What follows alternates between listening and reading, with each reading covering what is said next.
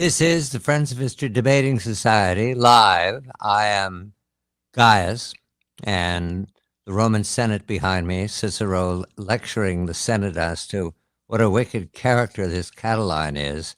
Catiline is sitting there slumped over saying, "Oh, what am I going to do about this?" Cicero talks and talks and talks. I fancy the senators are all sitting there going, "There goes another 2 hours of my life." We have a great deal of information about Cicero denouncing Catiline. The story 2,000 years ago was a scandal. Here we are in the 21st century, and I'm joined by my dear friend and colleague, Germanicus. We are at the wine bar by the Thames, reflecting upon the week's events, searching for analogies on our own time, 91 AD, and the first century of the Roman Empire. Searching for analogies to explain the peculiar nature of the American Republic, inheriting our empire building, just as they inherited it, the British inherited it. It's Rome, Britain, America. That's the track we're following. There were other instances, other iterations, but those three we're following. And the news of the week turns on the Roman ability to maintain an empire, a vast empire, with a light footprint. The Romans did not staff heavily the provinces. They let the provinces take care of themselves as long as the Roman senator or governor got his share. They handled commerce at a distance, no heavy footprint, no large garrison of troops. They had the locals, but they wouldn't call in the legions unless there was trouble. And the news in the 21st century is that Sergei Lavrov, the longtime foreign minister of the Russian Federation, in Pyongyang, a smiling picture with an unusually heavy-set Kim Jong-un, who's grinning away. We're told that it might involve missiles, it might involve a larger arsenal, it might involve Russia buying substance from North Korea. Food was mentioned, but of course there's also the arsenal. And it also mentioned more manpower. You know that we confirmed there were 12 to 14,000 North Korean troops dispatched to the Ukraine conflict, and they were given assignments to recapture the Kursk salient. Now there's talk of more thousands going to Russia. What this chiefly does is grow the potential of the manpower following a week of she loves me not with the Trump administration. Began the week with the Trump administration saying no more weapons. We need to keep our own. We're not going to give you any more Patriot missiles. We've got enough only barely to cover what could happen to us. And then a phone call, and suddenly the Patriot missiles are flowing again, along with all the other high-end equipment, although the president has tagged it defensive only. So it was a up and down week when it comes to the U.S. and Ukraine. But I'm interested in Germanicus reflecting on the Russians cleverly, cunningly, repetitively hiring what you'd have to say were auxiliary troops, just as we Romans hired auxiliaries to supplement the combatants when we sent our legions, especially up against the Danube or the Rhine. That would be the Germans and the Dacians. Germanicus, a very good evening to you. There's no reason to believe our auxiliaries ever fought any better than the Roman legions, but there were so many more of them, and I remember the Germans being especially touted as good horsemen. So do you see an analogy of Russia signing up the North Koreans? It is a million-man army. There's a lot of them to hire. The quality could be various, but so were the Germans. Good evening to you. Good evening, guys. It's an adroit move to cement a deeper relationship between Russia and the DPRK. I mean, North Korea is not only isolated, it suffers from being in the same situation that Korea faced throughout the centuries with a looming, powerful China. And the Korean Hermit Kingdom, as it was often known as, had to find a way to avoid being taken over completely by China. And it managed to maintain over the centuries a very precarious relationship with the Chinese state. And so to have a tiny little border, contiguous border with Russia, and to establish a deeper alliance with Russia gives Korea not only some maneuver room, but some standing that it has lacked in the world.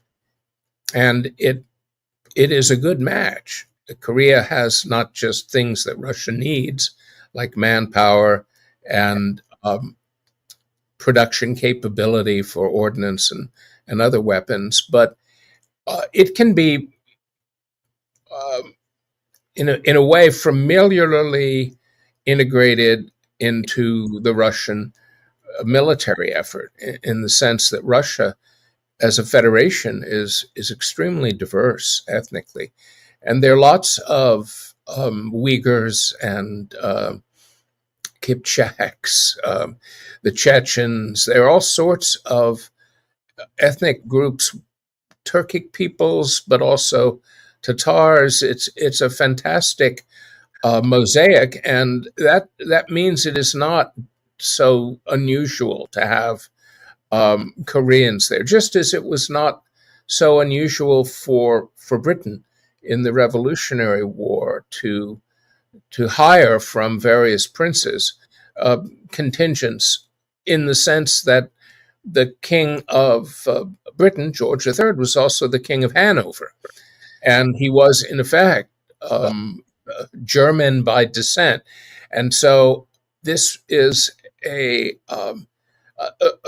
comfortable match. And for Russia, it's extremely important, in the sense that Russia has to enlarge its connections with firm allies. It has one with China.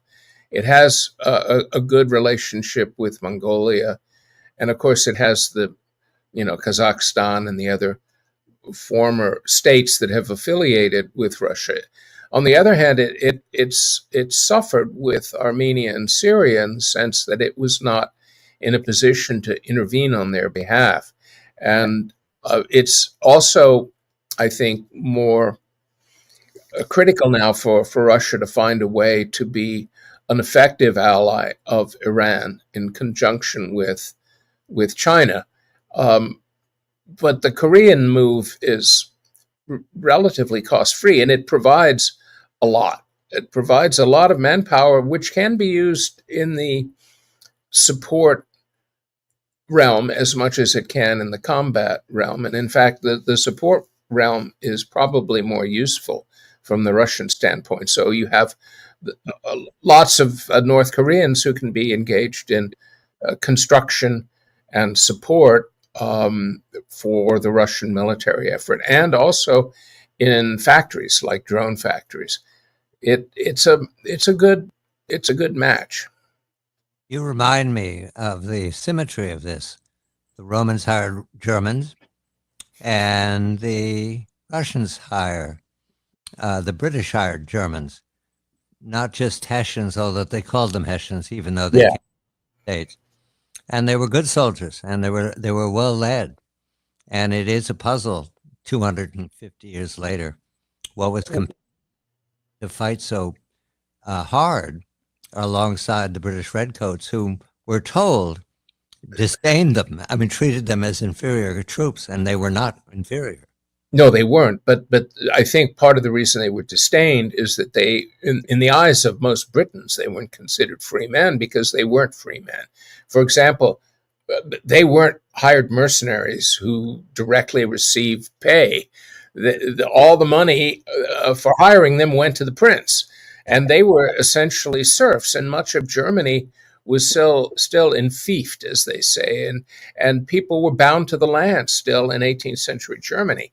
And I think that has something to do with the condescension of Britons toward their military colleagues. Now, another interesting distinction to be made is that Rome was intensely successful with its soci back in the days of the Republic, in the sense that half of all of Rome's legions were not Roman. They were other peoples like Samnites or um, even Greeks from the south, and they they served as affiliated legionary troops, and they had their own legions, and they um, fought with the Romans. And this is one of the ironies, of course, of the American Revolution, is that just a few years before, the British were totally dependent on colonial regiments, which included a very fine upcoming officer named George Washington. And they could not really have invaded New France the way they did, the 1860, 61, without the American regiments. And so they tried the same thing, that is to say, the British in the Revolutionary War, and they raised something like 190 loyalist units, Yes, some of which also fought very hard and very well. I learned from Rick Atkinson, whose new book is about Yeah, from Ticonderoga to the Battle of Charleston, that in New York State, there were more loyalists recruiting to fight alongside the British than there were Continentals recruited to fight in the Washington's army.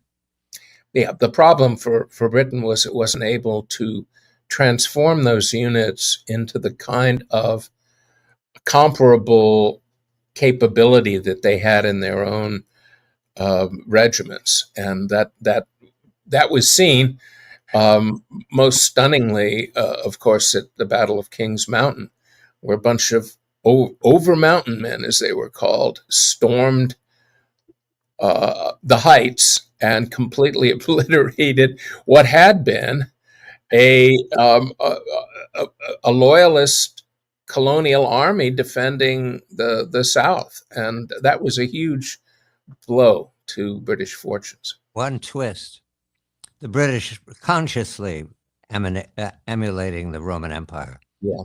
We don't do it consciously, but might. One twist is that after a battle where the news came that some members of the tribes, indigenous people who had been recruited to fight alongside the British, this is the Army of Canada, led by Burgoyne, the news came that they were scalping people who were still alive. So Burgoyne brought them all in and had them sit down in front of him at one of the way stops.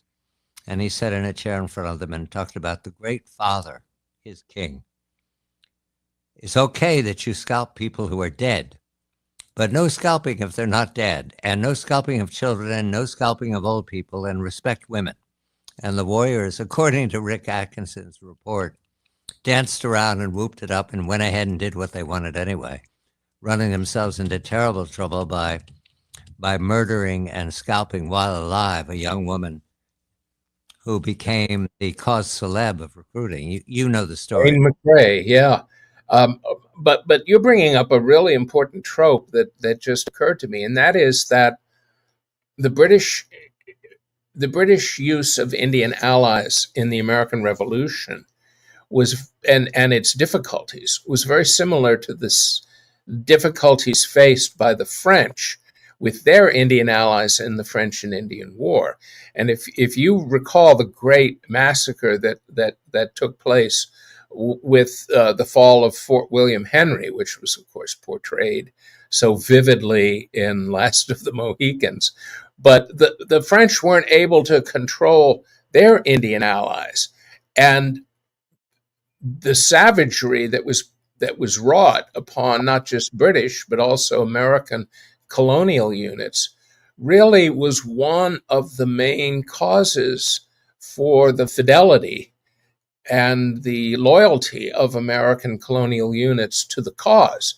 And that of course, is what you want if you're, invading French Canada. But if you're Britain invading from Canada, and you find yourself in the same fix that Montcalm found himself in, and frankly, at the same place at Ticonderoga, where Burgoyne gathered his forces for the final big push into New York, then you're in trouble. And frankly, the one incident with Jane McCrae where she was killed and scalped got around instantly.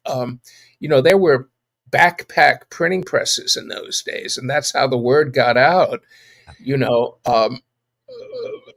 these portable printing presses got the word out, and word of mouth, and her death and the lurid way in which it was presented and pictured um, so angered colonists that they rose up and grabbed their muskets and went as fast as they could towards Saratoga. And here was Burgoyne with an actually very small army. As a field army, it was a third the size of what the Howe brothers had, or what Clinton would have when he attacked Charleston. So you had him in an almost impossible situation rather quickly, and that doomed his entire enterprise. We're watching the British Empire. We'll come back to it because there are lessons learned here about how the British Empire maintained its authority over the globe, really. We're talking about as the world turns, British Empire, something that the American Empire is either reluctant or shy about speaking. Equivocal. Yeah. We'll talk about it, but we're going to turn to the edible drama of week 4, which is Mark Antony, aka Elon Musk, versus Octavian, aka the vice president, with a living Caesar sort of supervising. That would be aka the president of the United States. When we come back, Oedipus one more time. This is the Friends of History Debating Society, Gaius and Germanicus in Londinium, 91 AD, enjoying a summer evening.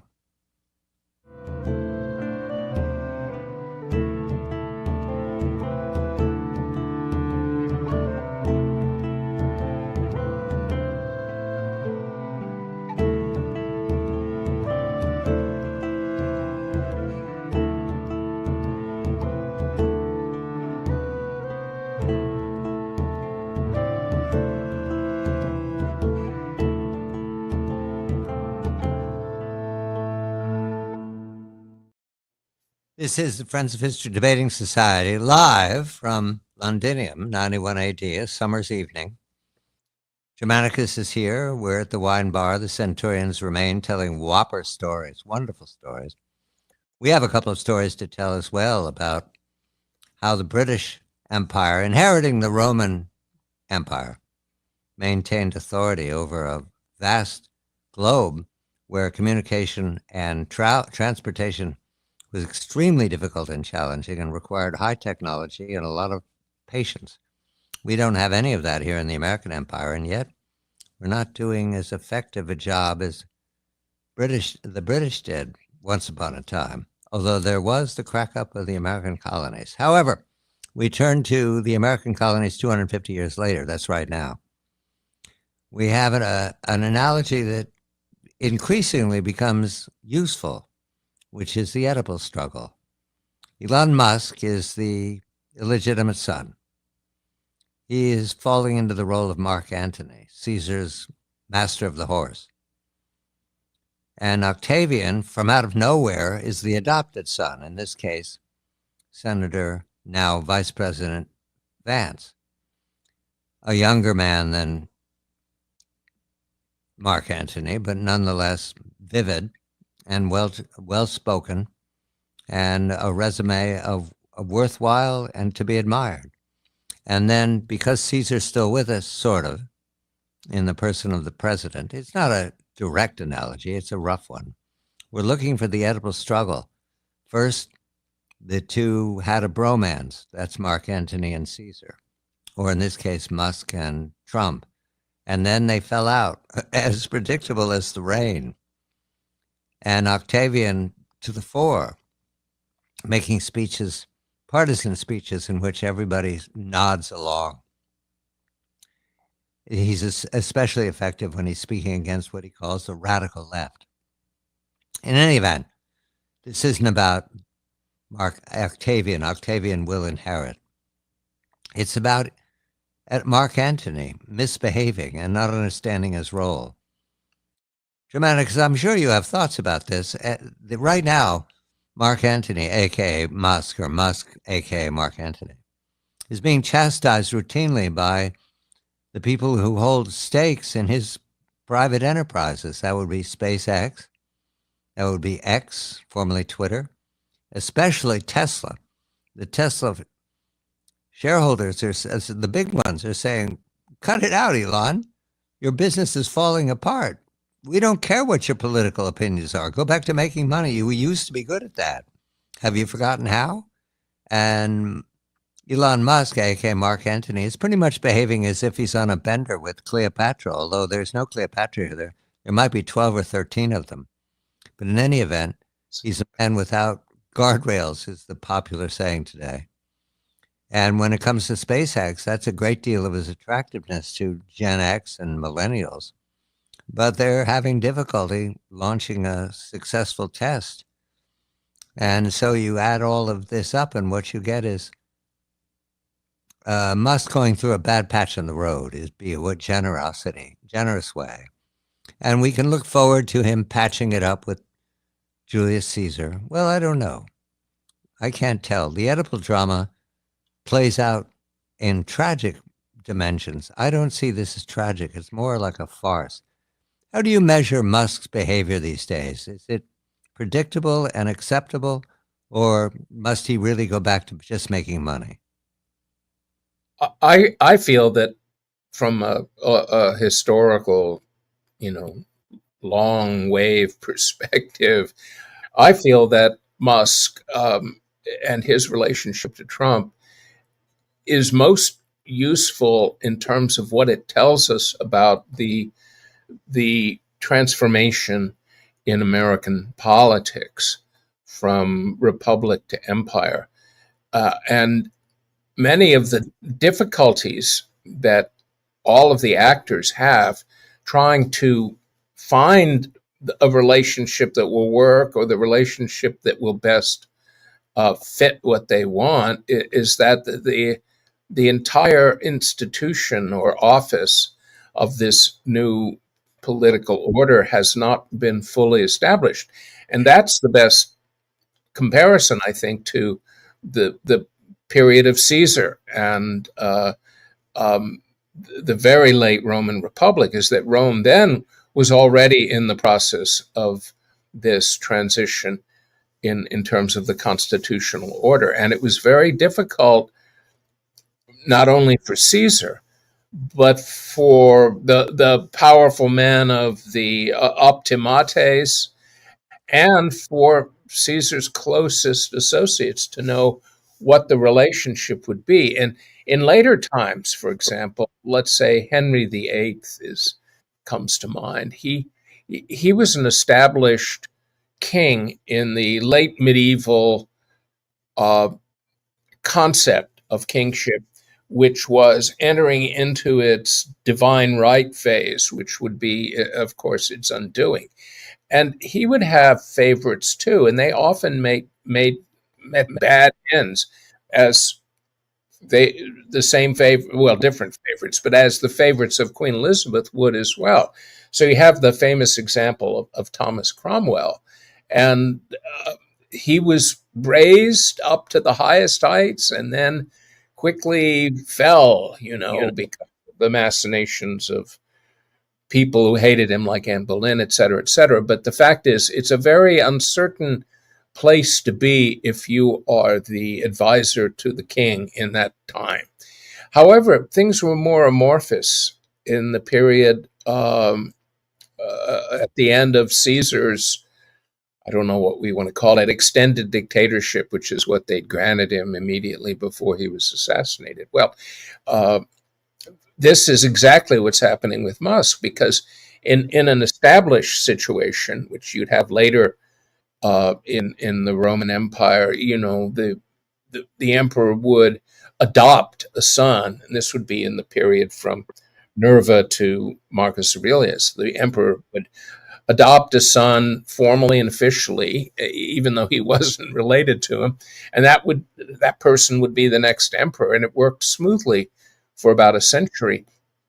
We're not at that point, and it's uncertain, really, uh, how to think about these things. It is quite clear to many that the heir apparent is Mr. Vance, but it's not clear what the exact role of Musk would have been or is now, because he's an extremely powerful person, and he's also in many ways emblematic of the most flamboyant, but also the most significant uh, elements of the Trumpian MAGA vision, especially in the realm of entrepreneurship, can do. The stars are there for us, and all of the kind of libertarian possibility that has been unlocked by Mr. Trump's second victory. And so he's therefore symbolic and a kind of powerful duke. I could compare him to the Duke of Burgundy in the 15th century, where Burgundy was this sprawling place that was once known as Lotharingia, and it was the industrial heart of late medieval Europe. It was truly powerful economically, and there had been an industrial revolution, and it was there in what is now Belgium and the Rhineland, etc., and the Netherlands. So Musk has some of the same weight and authority in his role, but there is no clear way to bring him into things, um,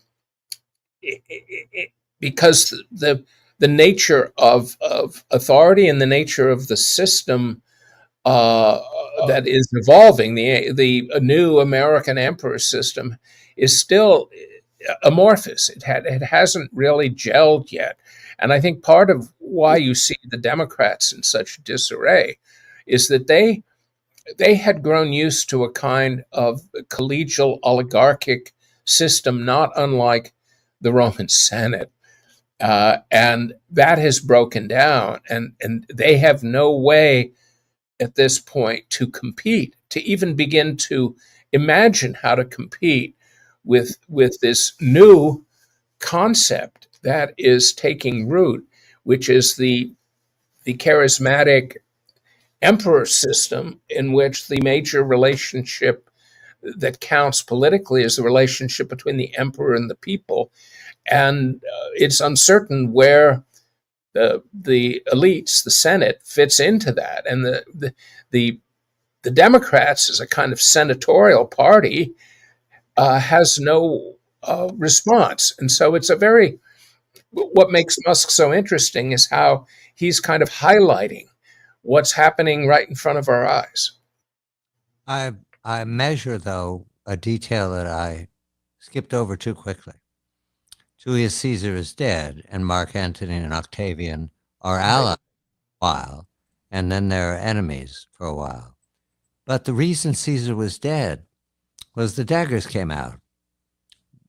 Brutus and his posse defending the public. Suddenly, it occurs to me that's what we've got today. Yeah. Yes. The daggers are out. They haven't got it yet. But, well, they were out a year ago, almost exactly, in a little place in Pennsylvania, right? The Butler book from Selena Zito, it's amazing to read through those moments and see what Mr. Trump says when Selena's chatting with him at some point. He calls her 7 times. Yep. And she's chatting with him at some point, and he's got someone else in the room who turns out to be Lindsey Graham. And so they're walking and talking. Well, they're walking together.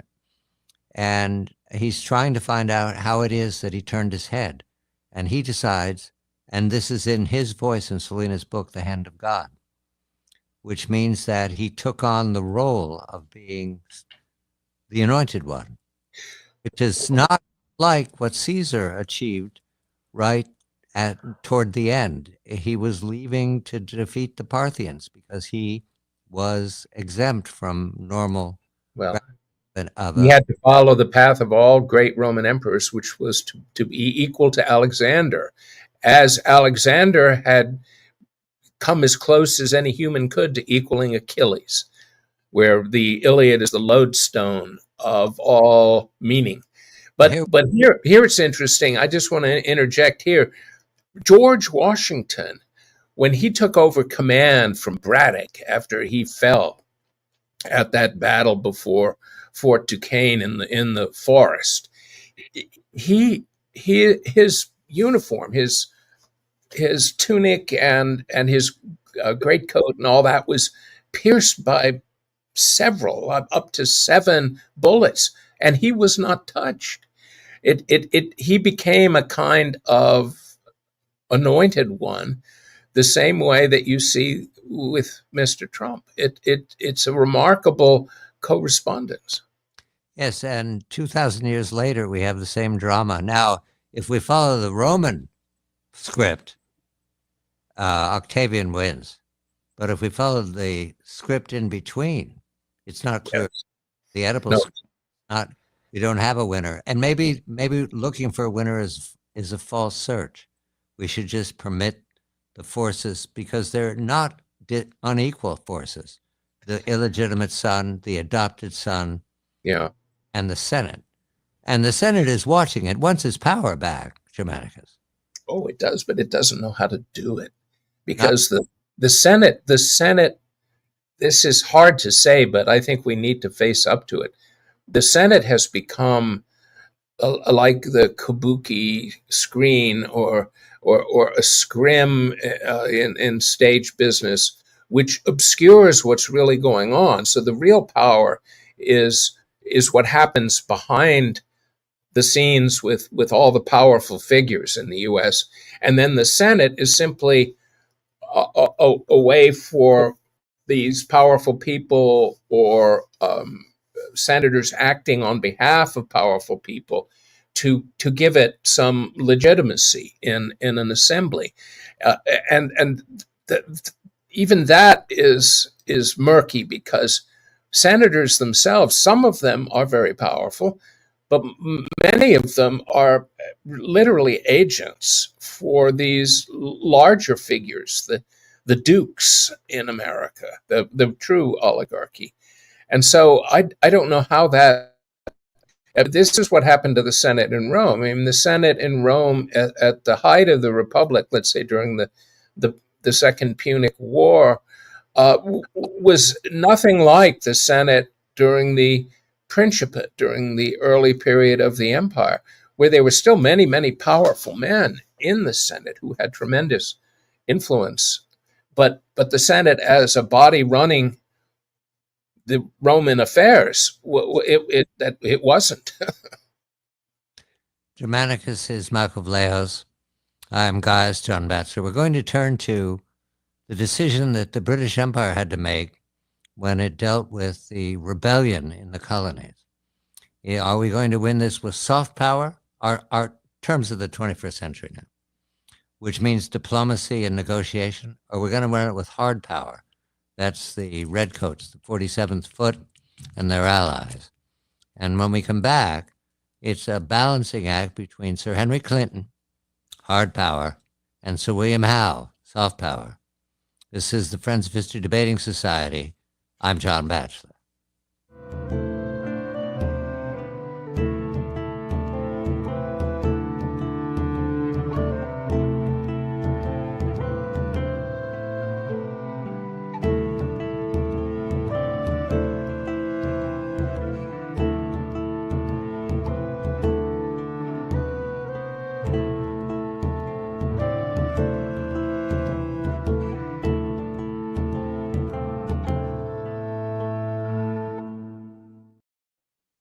This is the Friends of History Debating Society. I'm Gaius. Germanicus is here. We're enjoying ourselves. We have 2,000 years to play with, and so it's fun.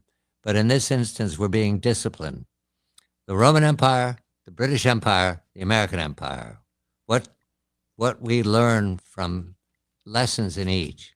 The Roman Empire, 1,500 years. It successfully, in the 5th century, made a move to Constantinople and dominated with that triple wall everything until the cannon showed up with the Ottoman Turks in the 16th century. However, we're dealing now with the American Empire, inheriting directly from the British Empire, Mother England. And in reading about that second full year of war, 1777, after Trenton, after the miracle at Trenton, when Washington continues to lose battles and retreat, there's one victory that matters, and that's Saratoga, Burgoyne. But in the meantime, it's important to look at the two commanders who were loggerheads about how to win the war. One was the commander-in-chief of the British forces in North America, Sir William Howe, born 1729, died 1814. And the other was the commander-in-chief replacing Howe in 1778, Sir Henry Clinton, who had spent a childhood, because his father was a governor in the colonies, and had been a professional soldier ranging across the empire, Canada, Africa. I don't know, he was everywhere. They sent him. He was a problem solver. Clinton believed in hard power, what we are translating. You use the army and you break them, whoever they are. Sir William Howe, although it wasn't written down at the time, now reflecting back as to why they were so frustrated with him, he believed in what we call soft power. He thought that there was no victory over the colonies unless you talk to them, unless you find out what their grievances are. Knowing that he had the command of the greatest navy on the planet. I mean, really, it was the number one weapon system in the solar system at the time. And the army could go anywhere and do anything. They had allies. They had a treasury. And they were variously at war with the Spanish Empire and the French Empire. And no problem. All right, so the question I put to Germanicus, that's enough background, is that America hasn't decided either between the hard power and the soft power. But Sir Henry Clinton made a good point. At one point, he was always arguing with Howe. When he came back in 77, he started arguing with him right away. Henry Clinton's point was this: you don't want to be loved. It doesn't help you. You want to be feared. And Howe said, that doesn't win battles, being feared. You've got to talk to them. You've got to negotiate. You've got to recognize that their decision-making is based upon poor information about what we want. We don't want to kill them. We want them to stop the rebellion. And we, in the 21st century, find sympathetic to Howe's position. But as a Roman citizen in Londinium with Germanicus, I'm going to be difficult and say, Germanicus, suddenly I appreciate Clinton. Hard power. Mm-hmm. It fires together. Hard power works, and it has many defenders. I remember talking to Ed Luttwak, who's a well-known writer about these matters of war and strategy, and he was arguing, saying, well, look, we don't have a problem with terrorism. Look what the Germans did in Bosnia and Serbia in World War II. And he talked about just going in, wiping out villages. The Germans would just, if a German soldier was killed, they'd go and destroy the whole village. And, you know, that actually didn't work. And Clinton forgot that even the Romans understood that what you win by hard power, and then you make a deal that they can't refuse, meaning your enemy. I mean, the Romans did this for centuries when they would defeat even the Samnites, whom they fought bitterly for 100 years. When they defeated them, they said, oh, you can be so key. All you have to do as allies is you have to give us a contingents of soldiers to fight with us, and we're not going to extract any tribute.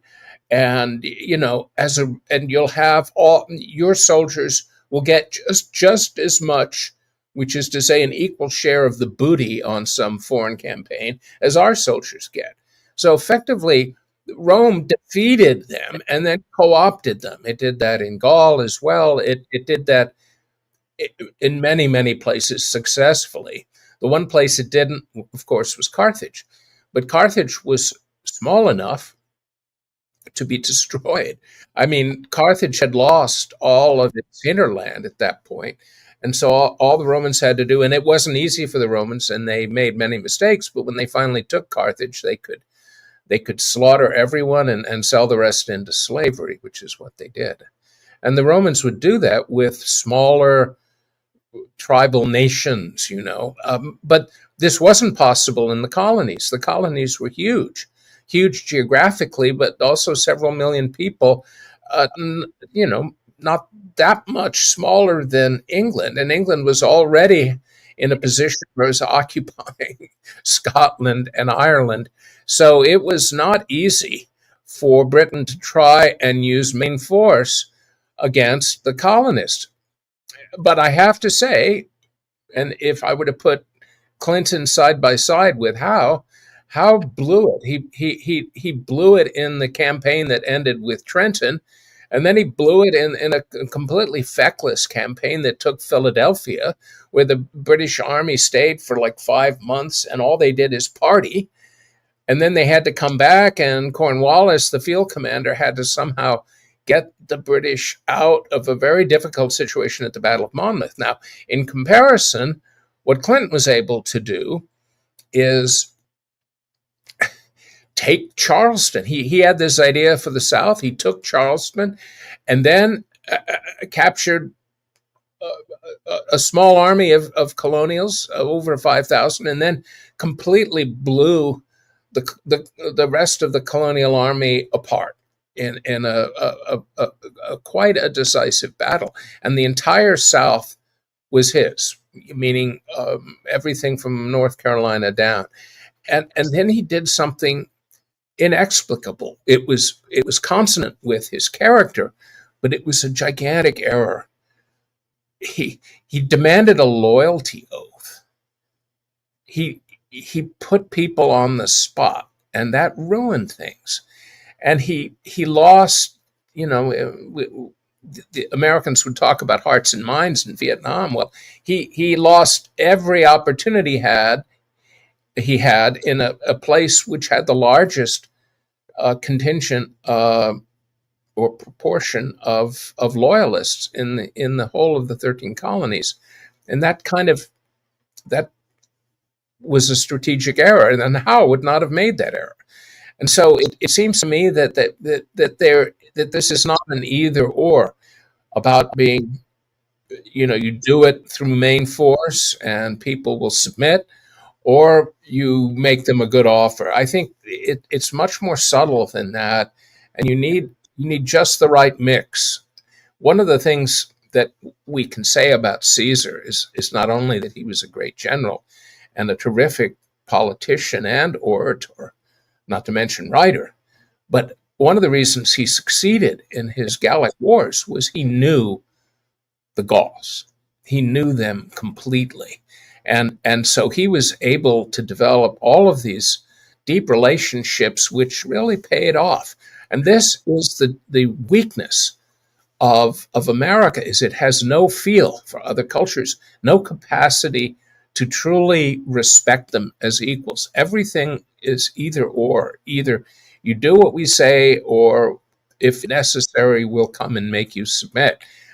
What's fascinating about the British, and here the main figure to identify is not Clinton or Howe, it's Cornwallis.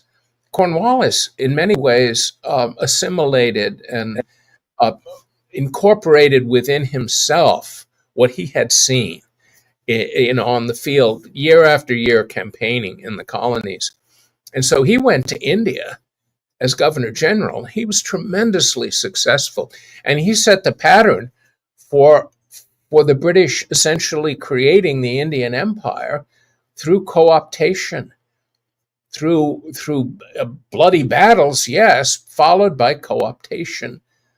And that was very Roman, and it was very successful. And it is amazing to see how the British were able to essentially conquer, if conquer is the right word, take in all of India, which was huge beyond compare, and yet have failed in the American colonies.